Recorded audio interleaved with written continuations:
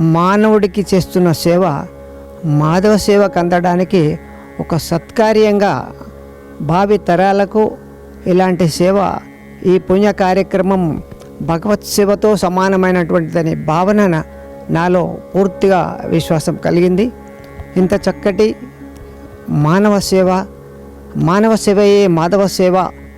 ఒక అభిషేకం చేస్తే ఎన్ని పదార్థాలతో పుణ్యం ఉంటుందో అన్ని పదార్థాలు ఈ అనాథలకు అన్నదానం చేయడం వల్ల వారికి ఆరోగ్యపరమైన పరిస్థితులు, ఆహారమైన పరిస్థితులు, నివాసయోగ్యమైనటువంటి పరిస్థితులు అన్నీ సహకరిస్తున్నటువంటి ఈ అమ్మా నాన్న అనాథాశ్రమానికి నా యొక్క పూర్తి ధన్యవాదములు.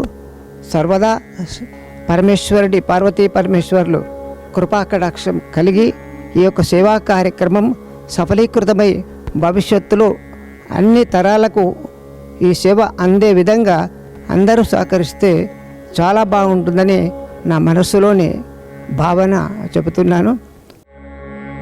ఓం శ్రీ పుణ్యలింగేశ్వర స్వామినే నమః.